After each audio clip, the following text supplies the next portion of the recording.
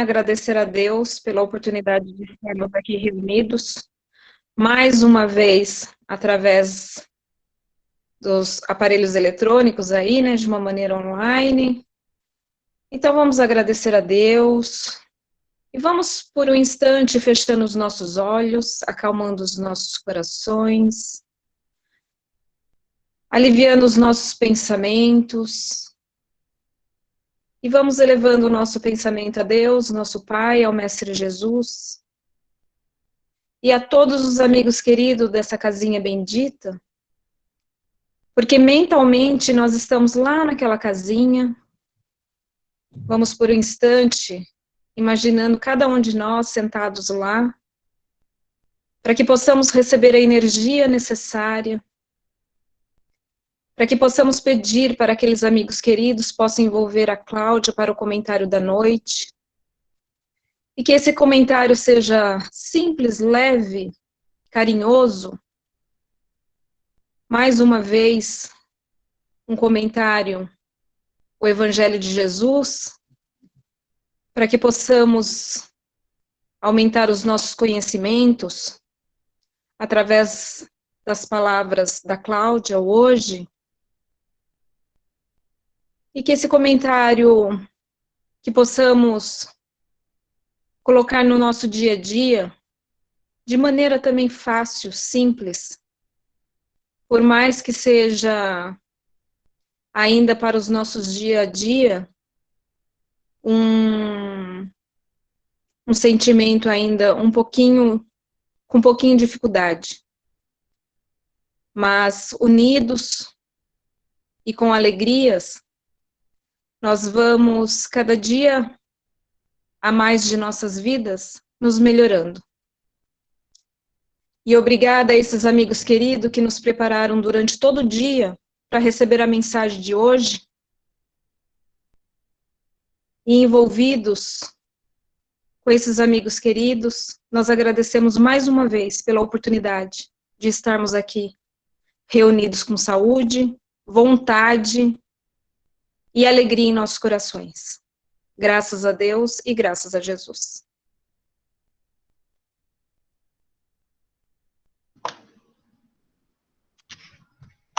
Como eu sempre falo no Centro Espírita, boa noite, meus irmãos, minhas irmãs em Cristo e meus amores.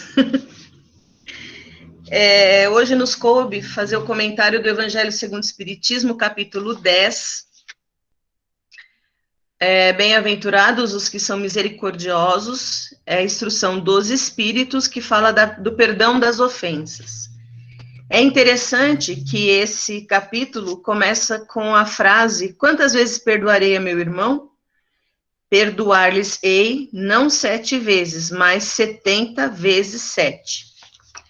E aí eu fui no Novo Testamento entender qual foi o contexto que Jesus falou esta frase. Embora Kardec já tivesse tirado a minha dúvida, eu resolvi ir na fonte da questão. Então, está em Mateus, no Novo Testamento, que o Haroldo Dutra acabou traduzindo, vem antes da parábola da ovelha perdida, que é aquela que Jesus diz que Deus é um pastor e não vai perder nenhuma das suas ovelhas. E aí, o segundo vem dizendo com o título Erro e Perdão. E aí, começa assim, Mateus começa falando o seguinte: se o teu irmão pecar contra ti, vai arguí-lo entre ti e ele somente. Se te ouvir, ganhastes teu irmão. E aí ele vai dando sugestões de como você resolve as suas contendas com seus irmãos. Aí ele falou essa questão, de chamá-lo em particular, mas se ele não ouvir, aí você toma contigo outras 2 testemunhas, e de novo levanta a questão, e ele vai dando vários ensinamentos. E ele fala o seguinte, no versículo 17, e se ele se recusar a ouvi-los, dize-o à igreja. Igreja, naquele tempo de Jesus, segundo a tradução do Haroldo, podia ser um local de reunião de muitas pessoas. E como ele explica, né, que os evangelistas mantiveram os termos, ele também manteve na tradução. E se também se recusar a ouvir a igreja, considera-o como gentil e publicano, que na época de Jesus, o gentil e o publicano não eram pessoas bem vistas na sociedade. E aí ele fala, amém, vos digo que tudo que ligardes sobre a terra estará ligado nos céus. E tudo que desligardes sobre a terra estará desligado nos céus. Novamente vos digo, se 2 de vós estiverem de acordo sobre a terra a respeito de qualquer coisa que, porventura, pedirem, lhes acontecerá, da parte de meu Pai que está nos céus. Pois onde 2 ou 3 estão reunidos em meu nome, aí estou no meio deles. E é engraçado que aí a pergunta de Pedro entra nesse contexto. Né? No versículo 21, fala-se o seguinte, então aproximando-se Pedro, disse-lhe, Senhor, quantas vezes meu irmão pecará contra mim e o perdoarei? E aí vem a resposta. Pedro ainda fala, até 7 vezes? E aí Jesus lhes diz, não te digo que até 7, mas 70 vezes 7. Eu achei interessante, porque Jesus estava dando um rumo como a gente lida com as dificuldades. E aí, no meio disso, chega Pedro e faz a pergunta. Tem um livro de Neio Lúcio que chama Jesus no Lar. Eu gosto muito desse livro porque foi um dos primeiros livros que eu comprei quando eu comecei a escola de aprendizes há alguns anos atrás. Eu já nem me lembro quanto tempo faz, então faz pouco tempo. E aí eu acho engraçado porque assim, Neio Lúcio traz situações dos apóstolos que a gente percebe que eles tinham questões como todos nós temos. De pessoas que acabam nos contrariando, de alguém que nos ofende. E ele levava essas discussões nessas reuniões do evangelho na casa de Simão Pedro.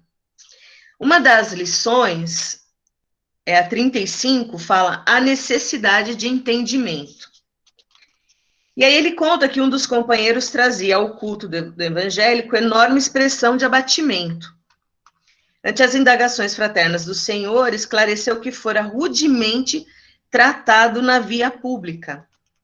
Vários devedores, por ele convidados a pagamento, responderam com ingratidão e grosseria. E aí ele, como a maioria das pessoas, ficou chateado com essa situação, e aí ele questionou Jesus do que fazer.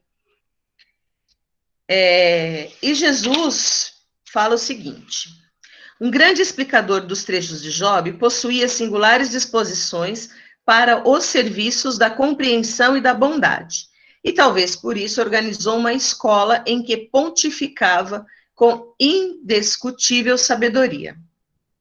Amparando, certa ocasião, um aprendiz irrequieto, esse aprendiz ele era rebelde, não era aquele que aceitava as coisas com muita paciência. Recebia na praça, aprendiz irrequieto que frequentes vezes se lamuriava de maus tratos que recebia na praça pública. E aí o mestre, ele conta que Job, então, vai à praça pública, às vias públicas, pedir esmola com esse aprendiz. E aí ele vai contando a história. Demandaram adiante quando foram defrontados por um cavalheiro que nem se dignou responder-lhe a súplica, endereçando-lhes tão somente um olhar rancoroso e duro. O orientador e tutelado acompanharam-lhe os passos, e quando a estranha personagem alcançou o domicílio que lhe era próprio, repararam que compacto grupo de pessoas chorosas o aguardava. Grupo esse ao qual se uniu em copioso pranto, informando-se os dois de que o infeliz retinha no lar uma filha morta. E por aí foram várias ocasiões que cada um respondia de uma maneira grosseira ao pedido de esmola deles. E todos esses casos eles foram visitando, acompanhando para ver o que acontecia. Um deles, ele ouviu, em seguida ouviram atrevidas frases de um velho que lhes prometia prisão e pedradas. Este velho, ele estava falido e tinha sido escravizado. Ele teve essa reação. Teve um outro, o da filha morta, esse que foi escravizado, e teve um outro que falou vários impropérios. Quando eles foram averiguar, ele era uma pessoa que tinha problemas mentais. E aí Job pergunta para o aprendiz: guardastes a lição? Aceita a necessidade do entendimento por sagrado imperativo da vida. Nunca mais te queixes daqueles que exibem expressões de revolta ou desespero. Nas ruas, o primeiro que nos surgiu à frente era enfermo vulgar. O segundo guardava a morte em casa. O terceiro padecia loucura. E o quarto experimentava falência. Na maioria dos casos, quem nos recebe de mau humor permanece em estrada muito mais escura e mais espinhosa que a nossa. E contemplando o ensinamento, terminou o Senhor, diante dos companheiros espantados. Quando encontramos os portadores da aflição, tenhamos piedade e auxiliemo-nos na reconquista da paz íntima. O touro retém os chifres por não haver atingido ainda o dom das asas. Reclamamos comumente contra a ovelha que nos perturba o repouso. Balindo, atormentada todavia, raramente nos lembramos de que o pobre animal vai seguindo sobre laço pesado a caminho do matadouro. E aí fica aquela lição, né? Todos aqueles que nos faz algo que nos desagrada, eles têm alguma questão por trás daquilo. E quando Jesus fala perdoar 70 vezes 7, cada ofensa, e é a proposta que o Evangelho nos traz, ele não quer dizer que você tem que ser conivente com o erro. Quando a pessoa está num caminho errado, e ela não aceita que este caminho não é o correto, se você tem a certeza absoluta que os seus atos estão de acordo com o que Jesus pregou e faria, você tem o direito de se defender. Caso ela não entenda, que é o que Jesus fala, chame para o entendimento e se ocorrer, você ganhou um irmão na terra. Caso isso não ocorra, é a mesma questão que ele fala. Se você entrar numa cidade, for para os apóstolos quando foram pregar, se você entra na cidade, você foi bem recebido, lá permaneça, arrume um local e fique. Se não, bata as tuas sandálias e vá embora. Nós não temos que aceitar os erros dos outros. Se nós seguirmos uma vida reta, que é o que o Espiritismo nos propõe, uma evolução moral. E isso é para todo mundo. Desde aquele, no caso, eu que estou aqui falando para vocês, até aquele outro que te entrega água, ou que abriu a porta da casa. A evolução é de todos nós. E aquele que consegue perdoar, ele caminha mais leve. Esses dias eu conversando com uma amiga, e ela falou assim, mas tem que perdoar, mas não é fácil perdoar. Eu falei assim, a questão é que as pessoas acham que o perdão é para o outro. E não é. O perdão é pessoal e intransferível. Se eu perdoo, eu caminho leve. Não é o outro que vai caminhar leve. Via de regra, eles nem sabem que nos ofenderam. Agora, existe a dificuldade de perdoar? Então, não se ofenda. Só que por um outro lado, nós precisamos entender até onde vai o nosso limite. O meu livre-arbítrio vai até o momento que eu encosto na vida do outro. Eu posso tomar qualquer decisão, desde que eu não esbarre e prejudique a vida do outro. Porque aí eu estou transgredindo a lei de justiça, amor e caridade. quando eu faço a minha vontade prevalecer acima de tudo. Fica uma situação difícil. Tem um outro caso bem interessante, que quem conta é o irmão X, no livro Pontos e Contos. Ele conta que Tiago, o velho apóstolo, que permaneceu em Jerusalém, demandava Betânia junto com Matias. E num determinado ponto que ele estava passando pela estrada, ele vê que se lembrou do Getsêmani, né? Onde Judas traiu Jesus. E ele lembra da cena e começa a falar. E Matias acabou sendo apóstolo após a morte de Jesus, porque ele não estava ali naquele contexto e começou a questionar Tiago, né? E Tiago, muito emocionado, né? Começou a contar como foi. Adiantou-se o infame, beijou a face, estabelecendo tumulto, e consumou-se a prisão do Messias, começando desde então o nosso martírio. E aí Matias fala, que insolência, que homem caviloso esse Judas terrível. E os dois começam a falar coisas terríveis de Judas. E aí entram na questão do que você julga o outro. Bom, dado o momento, na estrada, eles vêm seguindo na direção dele, uma imagem muito bonita, muito iluminada. E aí o Tiago questiona Matias, você está vendo? E Matias questiona Tiago, e aí eles falam, não, eu estou vendo sim. Aí quando chega perto, ele vê que era Jesus.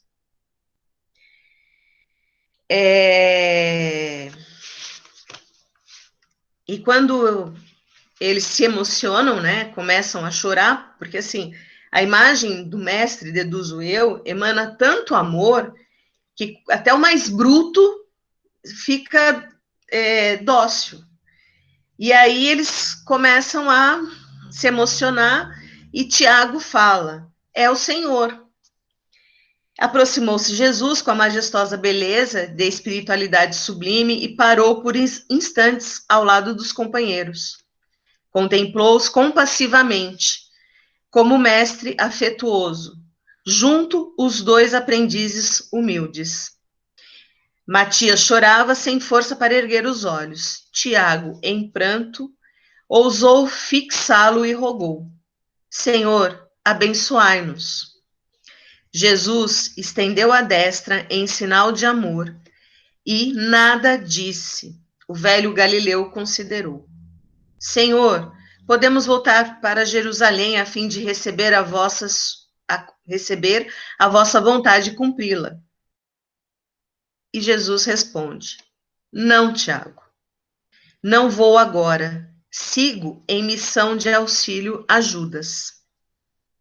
E sem acrescentar coisa alguma, continuou a excursão solitária em sublime silêncio. E aí eles voltaram para Jerusalém, e o texto diz que nesse dia Tiago insulou-se da comunidade, tomando os pergaminhos onde começara a escrever sua bela epístola à cristandade. Anotou em lágrimas suas famosas considerações sobre a língua humana. Ou seja, ele não havia perdoado Judas e teve a lição do perdão vinda diretamente do mestre, o orientando, que ele mesmo, que tinha sido acusado, preso e sofreu todo o martírio, havia perdoado Judas. E quando a gente pega o evangelho e ele fala assim, você tem que perdoar o seu irmão 70 vezes 7. No livro dos Espíritos, na questão 886, fala-se o seguinte, o verdadeiro sentido da palavra caridade, como entendia Jesus? Benevolência, resposta, para com todos. Igualmente para as imperfeições dos outros. Perdão das ofensas. Eu pensei em contabilizar quantas vezes a palavra perdão é dita no livro dos Espíritos, no Evangelho, em toda a codificação, mas eu falei, isso é muita chatice, deixa para depois. Na 887, fala-se o seguinte, Jesus também disse: amai até mesmo os vossos inimigos. Ora, o amor aos inimigos não será contrário às nossas tendências naturais e a inimizade não provirá de uma falta de simpatia entre os espíritos? A resposta foi a seguinte: é certo que ninguém pode votar aos seus inimigos um amor terno e apaixonado. Não foi isso que Jesus pretendeu dizer.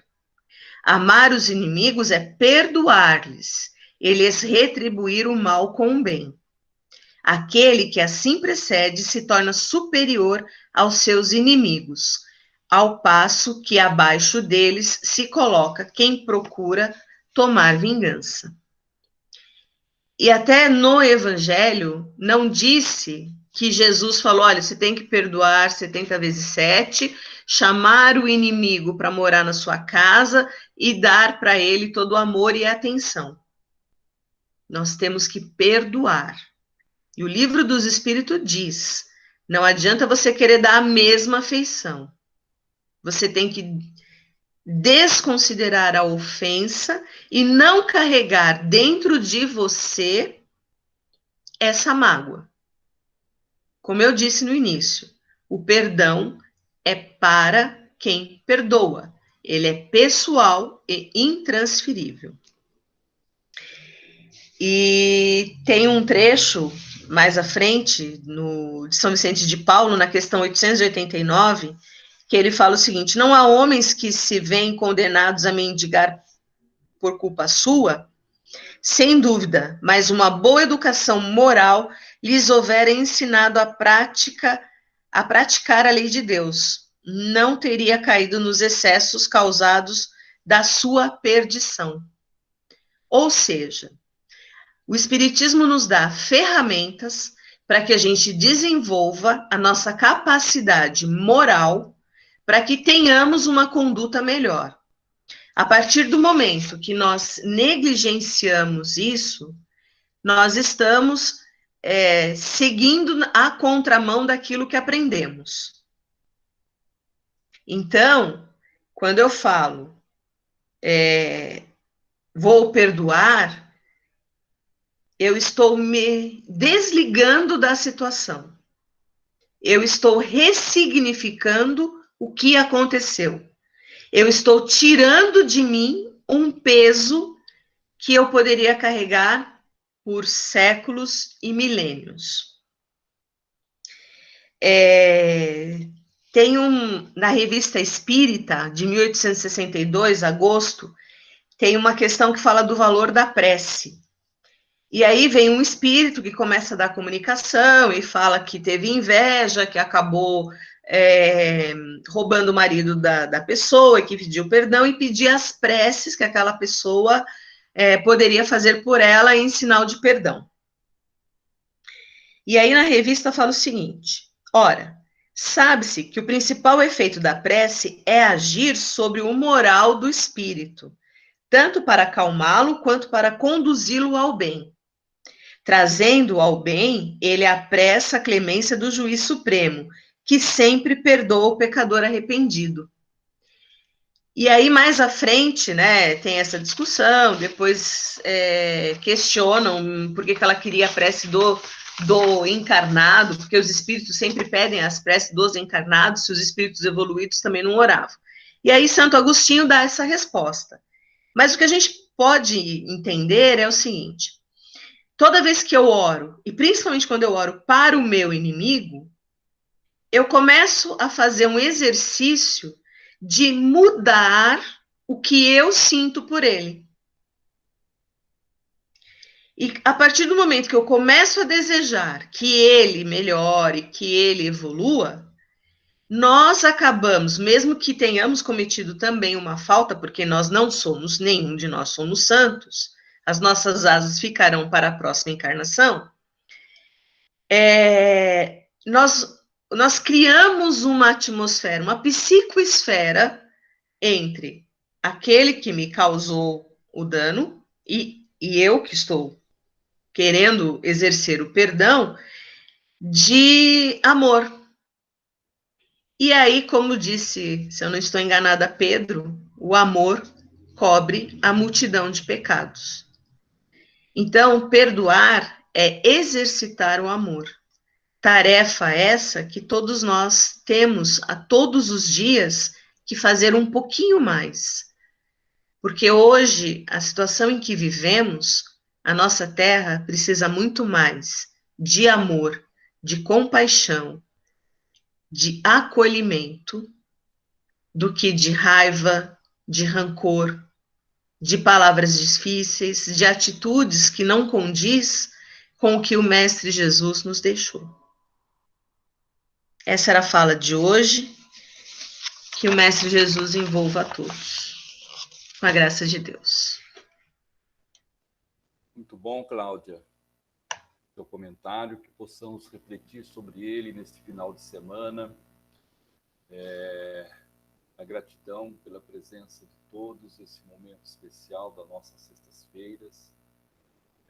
Vamos encerrar, então, esse momento nosso, fazendo as nossas vibrações. Vamos mentalizando o salão nobre do Centro Espírita Natalício de Jesus, porque nesse momento ele está aqui transportado para dentro do nosso lar. Então, nosso lar como extensão do centro. E por conta desse momento em que nós vivemos, sem podermos estarmos presentes, por conta da pandemia e o isolamento, ele é fundamental e necessário como prevenção à nossa saúde. Então vamos mentalizando. Fala mais alto, Luiz. Então vamos mentalizando sempre para que possamos nós possamos vibrar com muita emoção, com muito carinho, envolvendo todos aqueles que estão próximos de nós. Vamos iniciar pelo nosso lar, que estamos aqui. Cada um de nós escolheu um cômodo da sala, da casa, né, onde melhor pudéssemos nos acomodar para estarmos presentes nesta nossa reunião. Então é importante nós refletirmos sobre isso e ver que somos espíritos a caminho da luz, somos espíritos numa experiência carnal necessária para o nosso aprendizado. Estamos fazendo parte de um contexto histórico e social que a humanidade passa, e nós estamos aqui vivenciando esse momento. Qual vai ser o legado que cada um de nós vai deixar para os corações queridos que nos acompanham, que nos observam, como nossos filhos, como os nossos netos, como todos aqueles que estão à nossa volta. Qual é o nosso exemplo de testemunho que estamos dando? O que é que já conseguimos alcançar com a nossa doutrina espírita? O que ela contribuiu para que possamos nos fortalecer no exemplo, no testemunho deste momento em que todos nós passamos.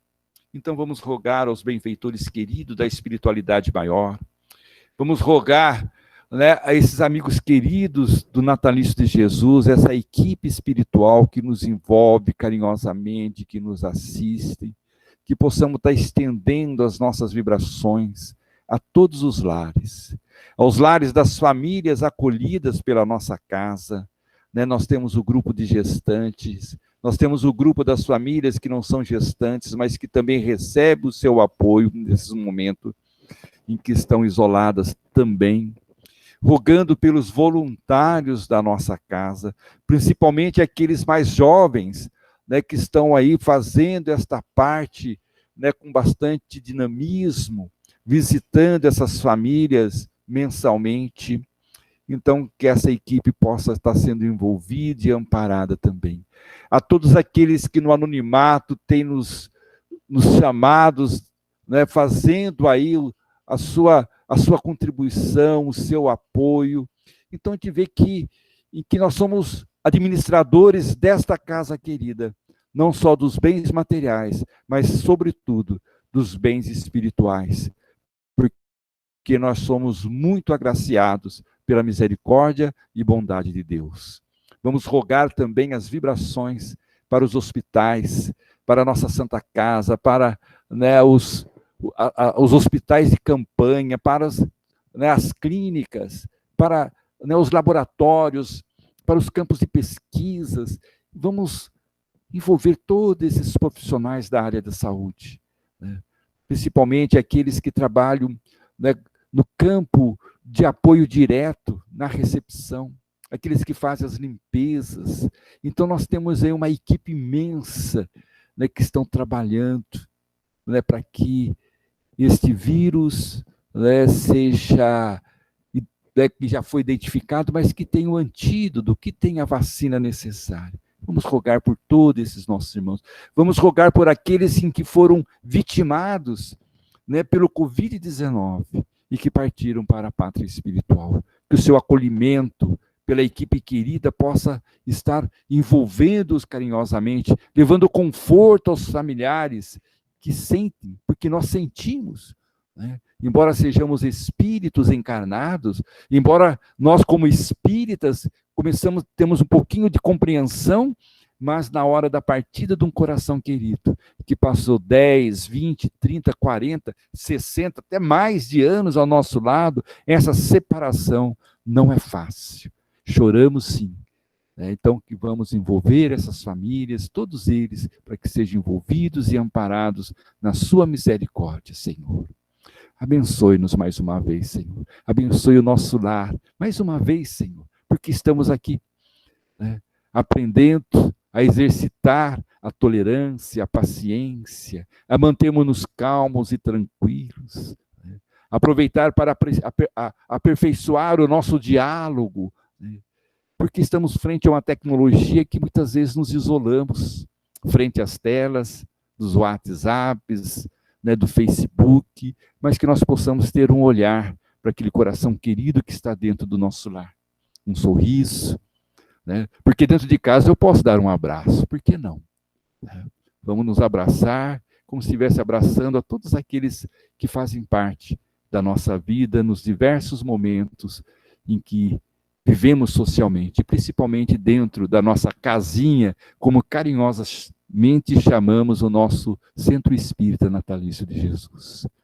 Mais uma vez, rogamos a Deus, nosso Pai, a Jesus, nosso Mestre e irmão querido, aos benfeitores do plano espiritual maior, que nos envolve e nos abençoe a todos.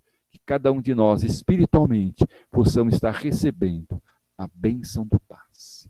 E se não colocamos uma água para ser fluidificada nesse instante, vamos mentalizar o nosso filtro, né? Aquela jarra que está na geladeira, para que ela seja fluidificada pelos amigos espirituais, que é uma equipe grande, né? Se cada um de nós tem o nosso mentor ou o nosso anjo guardião, quantos corações queridos não estão à nossa volta? Então, Senhor, a nossa gratidão, o nosso agradecimento, e muito obrigado, Senhor. E assim nós vamos encerrando mais uma reunião, na gratidão de sempre, Senhor. Que assim seja.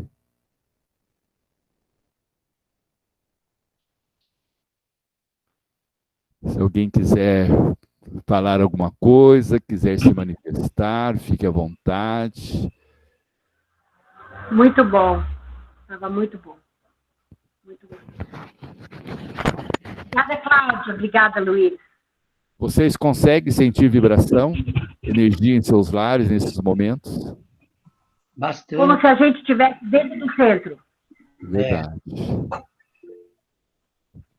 Aí nós temos a prova de que a espiritualidade, estamos conectados pela espiritualidade. Nós estamos conectados pelos fios espirituais, né, que não cai. É uma banda larga, comandada por Deus, por Jesus, não cai jamais. A nossa internet pode cair, mas as nossas energias que vão, né, aos pouquinhos envolvendo a todos nós. E eu fico aqui muito feliz, né? E eu fiquei aqui a todo instante observando o seu Tarcílio e a dona Joaquina. Um casal simpático, que está sempre lá no Senge, lá juntinhos, e nos acompanhando aqui. Meus irmãos, olha,